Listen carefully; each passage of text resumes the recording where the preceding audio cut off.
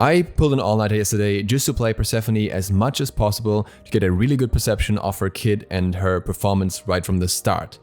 Before I get into the topic, I briefly wanted to show you what I found Persephone is capable of when things go in her favor and you play her right. This is not a hypothetical situation, this was a completely normally played duel. Just to give you a bit of a perspective how far she can, but doesn't necessarily go in some situations.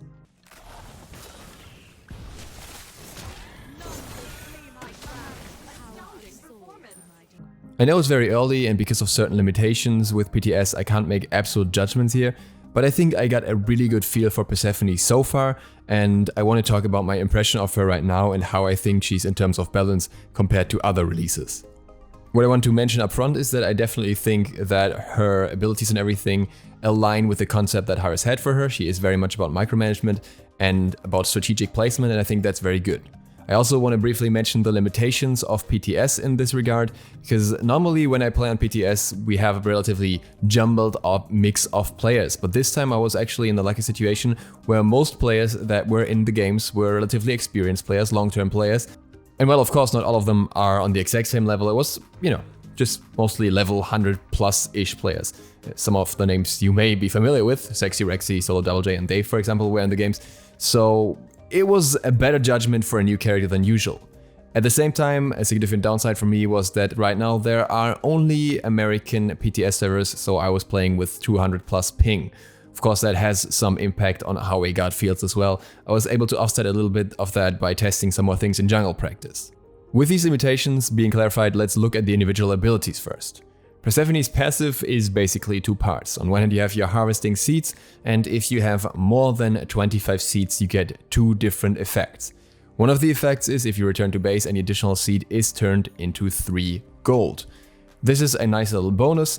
I found that you kinda accidentally farm a fair bit at some point because you get a seed back for every plant that you activate. It doesn't necessarily have to be in the first form, which I originally thought, but in any form that a plant is activated, you get the seed. So over time, you build up seeds. How effectively you build them up, of course, depends on how effectively you strategize around utilizing them. On the other hand, you get revived if you have over 25 seeds after dying, and you can fight on for 8 seconds while dealing 50% reduced damage. When you play Persephone for the first times, this passive is insanely weird. Now this may be a little bit more emphasized because I was a bit sleep deprived because of the all-nighter, but at the same time I had so many situations where I just tapped into the item shop when I died, not realizing that I was still going to be able to fight back. Over time I got more used to it, and in the later games I didn't mess up that much anymore with that, but that was an awkward start. Once you get used to it, I think this passive is pretty interesting. You can definitely feel the dampened effect of the 50% damage reduction, so often you think you would kill a target but you won't because you have so much damage reduction on you. And you also will often have the issue that you already kind of used most of your kit before you died. Often you won't even have any plans that you can utilize for anything, and your impact in this 8 seconds will be relatively limited unless you still have your ultimate. That said, there were definitely also situations where this passive was absolutely useful and allowed me to kill a target I otherwise would have not gotten. Her first ability is Bone Rush. Bone Rush has a slight delay before it gets deployed. It gets deployed in an interesting way. It gets deployed from the moment where you fired the ability and not from the position you are currently at. So normally when you throw out an ability while walking, the ability will kind of start from your character. With this ability, it starts from wherever it was originally fired or the button was pressed.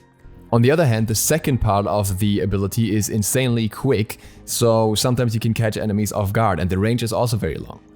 On my ping, that meant I had to predict very well where enemies are going to walk, and that meant that it wasn't the most effective ability for me. But I would say that once you get used to it, you'll be fine. It's maybe similar to like a Thanatos one, for example, where it takes some practice to really have a feeling for it. Outside of that, it's worth mentioning that damage-wise, Bone Rush is somewhat close to a Scylla Crush, slightly more base damage, slightly less scaling, but around the same area, with a slightly higher cooldown of 12 seconds. In other words, this ability can put some serious hurt on enemies, which is emphasized more by the 2, because that also does a lot of damage, whereas most other gods don't have 2 very heavy hitting abilities in their base kit at long range.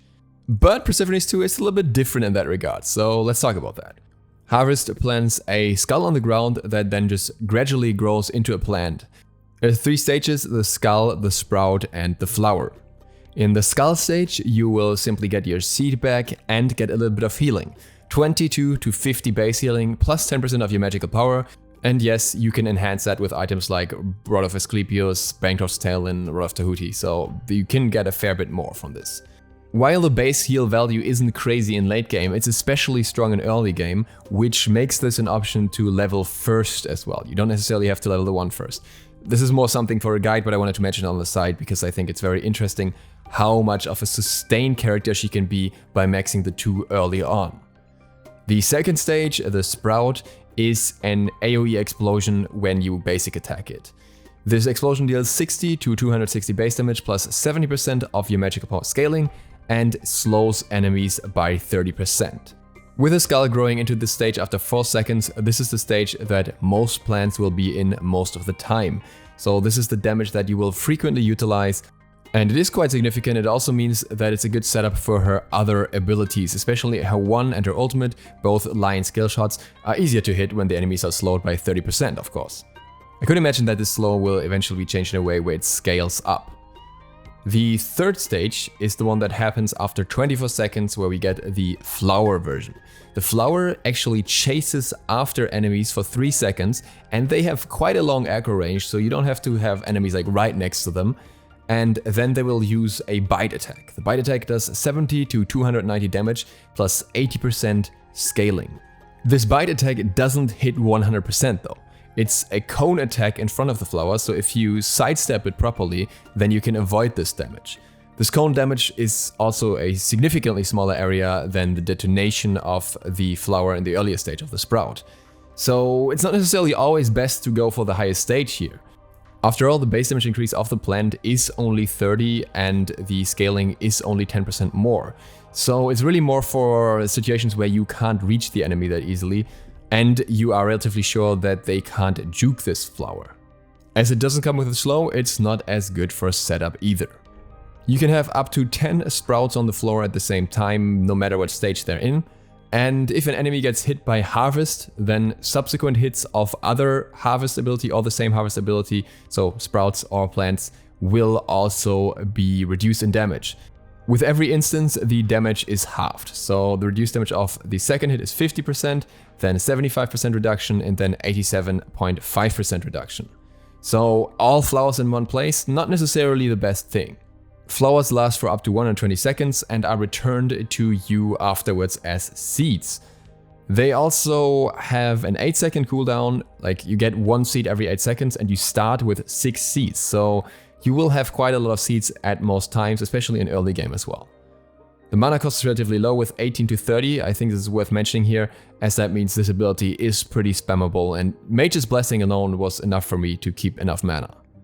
The third ability is Flourish. Now Flourish is where the comboing really starts with, in my opinion. Flourish does multiple things. It's first of all an escape that allows you to leap forward or backward depending on where you're moving. So similar to a Ram rolling assault, but you can only move forward or backward. But it's a leap so you can go over walls and you can go over walls backwards as well. And on top of that, you also get the activation effect for the plants. So if you have a plant under you, it immediately grows to the next stage and gets procced as if you were using a basic attack. This is only from your starting point, meaning you would, for example, plant a few flowers around you and then they maybe grow to the second level already, the sprout level already. And if you use the leap then, they will turn into the third stage flower and start chasing enemies. If on the other hand you just have the level 1 skulls on the ground, then they will explode in the second stage once you use the ability. If they are already in the third stage, they will simply attack in the third stage. In my opinion, this instant growth is the best way to actually get third stage flowers in many situations, unless we're talking about lanes where you already have a lot of preparation. In addition to that, the next harvest that you place after Flourish will immediately turn into a sprout, meaning it will immediately detonate when you attack it as well. This is very interesting because basically what you can do is if someone attacks you and you're standing between your flowers, you use your Flourish and move backwards and you will detonate everything that's around you or turn it into attacking plants, so the enemy will take a lot of damage. Then you plant another 2 and throw a basic attack right away, or you can even throw the basic attack first and then plant the 2 because it will still detonate, so the enemy takes even more damage and gets slowed, which then easily sets up your 1 or even your ultimate. That means trying to gank her while she's within her plants can be very painful. Likewise, similar combos can also be used more aggressively in the ultimate, for example, using the ult on a target, then putting a plant in front of them, using your leap, and then putting another plant on them and detonating both. Not a damage that way, but obviously a lot more risky because you're using your escape. I found myself using this ability a lot for combos, and with the cooldown being reduced by 1 second per rank, I have actually considered maxing this ability maybe before the ultimate, for example. I think the potential that you get for combos through this is pretty strong and should not be underestimated, and it also gives you a lot more survivability. So this could be kind of a sleeper ability in a sense, and it could actually even be good with Staff of Murden, even though I originally thought that she is not exactly the god for Staff of Murden. And last but not least, we have her ultimate, Grasp of Death. This one is just strong, there's not much to say about that really. It's super good CC that locks enemies in a cage and they have to basic attack their way out with 5 hits. It lasts for 5 seconds otherwise. It has a 30% damage reduction and it has 495 base damage plus 75% scaling, plus vines that damage surrounding allies and lock them basically in place for 165 damage with 30% scaling. The ability just sets up everything nicely. It's a massive teamfight ability. It's just great. I don't even know what to say about it other than that it's very strong and very good, and it feels very, very satisfying. But now the big question is, how does that all come together and how does she feel right now? I think balance-wise Persephone is relatively hard to judge. This is due to the fact that her kit is very complex and she has a very high skill ceiling. Her skill floor isn't actually super high, and I found myself noticing that when I played against other players that hadn't played her before, I was sometimes struggling more because I was trying to think of complex plays to make instead of just going for the simple stay at range and put down a plant. But once you figure those more complex plays out and you've gotten some more skill with her, you will realize how much potential there is behind her kit when using it properly. We had another god recently that was similarly hard to judge, and that is Set. But I would say overall Persephone's skill floor is a little bit lower than Set's, but her skill ceiling is probably higher too, because you can do so much with her kit. So it's going to be very interesting to see where she ends up in the long run. I predict that especially initially she will be underperforming, and I know that a lot of people don't like playing her so far. And that is definitely not a skill thing. Both Weekend and Sexy Rexy, who are definitely mechanically skilled, were initially struggling with her while they're trying to get used to the kit. So there are definitely more underlying factors than just the base mechanics. And I think what also plays a role here is that we just didn't have a character like this before, where you have to pre-plan a lot of things in terms of where you place your plants and everything, and then kind of predict on how the game's going in order to get the most out of it. We had like some degree of it with Sylvanas and Aquatic, and in some ways Persephone feels like a more mobile version of Aquatic, but she also adds a lot of uniqueness. She is interesting in the shape that she's definitely going to be a lane bully once people figure out, because she has that self-sustain and she has the potential to put traps everywhere on the lane, and you really have to play around that to even put a foot into the lane without taking massive damage. And her burst potential will be underestimated for a long time, especially that of her plants, which as it stands right now, by the way, can even proc item effects. And that's just the other point to me, that overall, while she is complex to play, she has so much damage potential, not only on level 1s with the super bully potential that I already showed, but also with her overall burst even in late game.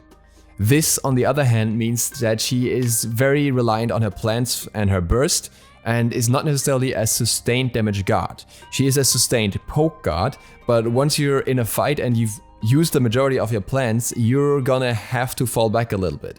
I found that fighting tankier targets is a big problem for her, as she is simply not designed to deal enough damage to really take them apart, with the subsequent plant damage after the first plant being significantly lowered. And that brings me to the last aspect of this video, her rolls. I think that based on the fact that she doesn't do well against bruisery targets, she's not exactly an excellent solo. She's not terrible because she has her own self-sustain and everything as well, but it's not really what she's after, and I think she also just benefits too much from power builds overall, even though bruiser builds would somewhat make sense in the combination with her 3. She is also definitely not a jungler. She has a lot of clearing potential for a mage, definitely not bad in that regard, which is nice. but you want to work around placing as many plants as possible that you can utilize, and when you're roaming across the whole map, you will not have enough plants to effectively place them for a big burst. So you're kind of just more around mid lane most of the time, or maybe dual lane in the ADC role with how things are going right now. I'm expecting she will primarily just be a mid laner, though she could actually kind of work as a super aggressive support with the ultimate as well, I suppose, but that's niche stuff. Either way, I am absolutely enjoying Persephone so far. I think she will be a great release, and she will definitely not be for everyone, but she's definitely for me, and I hope that you will enjoy her too. With that, thank you guys so much for watching. If you're new to the channel, feel free to click the sub button and maybe the bell, it really helps me out. And feel free to click the like button if you enjoyed the video. See you for the next one tomorrow. DukeSloth, out.